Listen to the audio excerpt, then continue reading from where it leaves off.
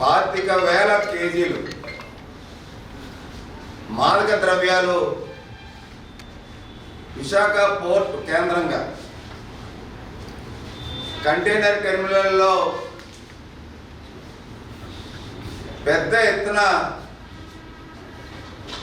పట్టుబడడం అన్నది పెను సంచలనం. కంటైనరు SEKU 4375-380 నంబర్ గల కంటైనర్ ఏదైతే ఉందో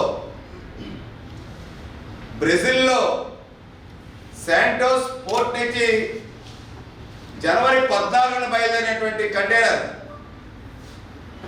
ఒక చైనా షిప్కు సంబంధించి దాంట్లో సంజయ్ ఆక్వా మినరల్స్ పేరుతో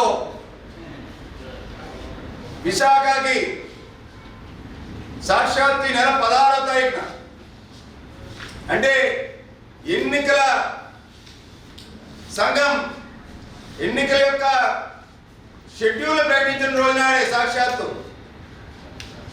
ఈ యొక్క కంటైనర్ ఇక్కడ దొరకడం, దాంట్లో 25,000 కేజీలు కొకైన్ కన్నా ప్రమాదకరమైనటువంటి ఆ యొక్క మాదక ద్రవ్యాలు ఏవైతే ఉన్నాయో సాక్షాత్తు CBI ఇంటర్పోల్ ద్వారాగా అవి పట్టుకోవడం,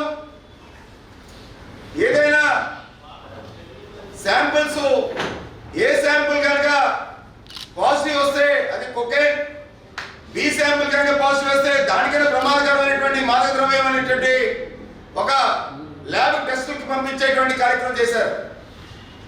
2 టెస్టుల్లోనే పాజిటివ్ అని చెప్పి వచ్చాయని చెప్పి సాక్షాత్తు CBI అధికారులు నిర్ధారణకు వచ్చిన తర్వాత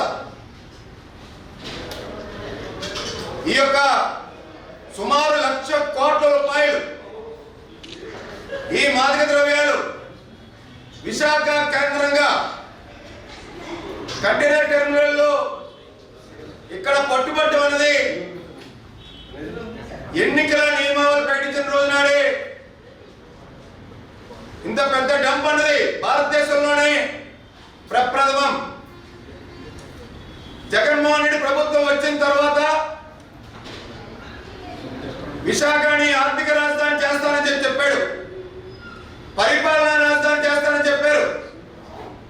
అది కాస్త గంజాయి రాజధానిగా చేశారని చెప్పి సాక్షాత్తు మా జనసేనాని పవన్ కళ్యాణ్ గారు పదే భారతదేశంలోనే విశాఖని గంజాయి రాజధానిగా తీర్చిదిద్దారని చెప్పి దేశంలో ప్రపంచం నలుమూలల విశాఖ కేంద్రంగా గంజాయి రవాణా అవుతుందని చెప్పి గంజాయితో 1,000 కోట్ల రూపాయలు ఈ యొక్క వైసీపీ పెద్దలు వ్యాపారం చేస్తున్నారని చెప్పి యువత జీవితంతో ఆటలాడుకుంటున్నారని చెప్పి యువతని ఏదైతే మాదక ద్రవ్యాల మత్తులో గంజాయి మత్తులో ఊగిసలాడుతున్నారని చెప్పి పదే యువత భవిష్యత్తు గురించి పోరాడుతున్న పవన్ కళ్యాణ్ గారు ఇవాళ చూస్తే గంజాయి రాజధాని కాస్త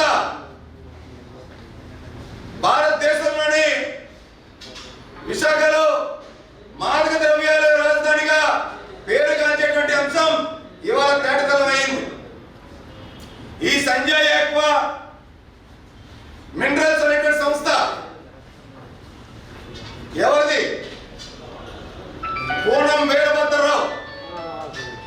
ఈ కోనం వీరభద్రరావు అనేటువంటి వ్యక్తి అసలు ఏ పార్టీ మద్దతుదారుడు? వీళ్ళ అబ్బాయి కోటయ్య చౌదరి సంజయ్ ఆక్వా మినరల్స్ సంబంధించినటువంటి డైరెక్టర్స్. వీళ్ళు వైసీపీ మద్దతుదారులు కాదా? వీళ్ళకి తాడేపల్లి ప్యాలెస్ కి సంబంధాలు లేవా? ఇదే కోనం వీరభద్రరావు సాక్షాత్తు కరోనా టైంలో ముఖ్యమంత్రి CMR రిలీఫ్ ఫండ్ కి 50 లక్షల రూపాయలు డొనేషన్ ఇచ్చేటువంటి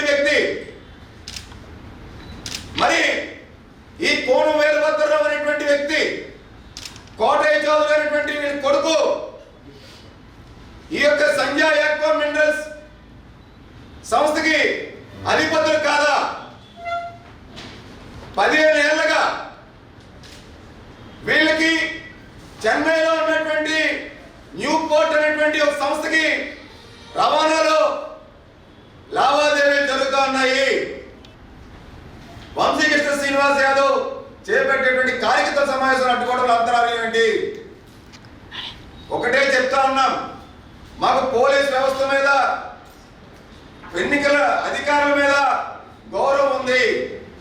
దయచేసి మీరు నిష్పక్షపాతంగా పార్టీలు ఎవరైతే కార్యక్రమాలు చేసినా అందరికీ కూడా మీరు పర్మిషన్స్ అడగాలి. కేవలం కక్షపూరిత దారులతో ఏదైతే జనసేన పార్టీ అభ్యర్థి చేస్తున్న కార్యక్రమాలని అడ్డుపోలేయడంలో మీరు కీలక భూమిక పోషిస్తా ఉన్నారు. ఈ విజిల్ అనేటువంటి ఒక యాప్ ఉంది. కేంద్ర ఎన్నికల సంఘం ఆ యాప్ ని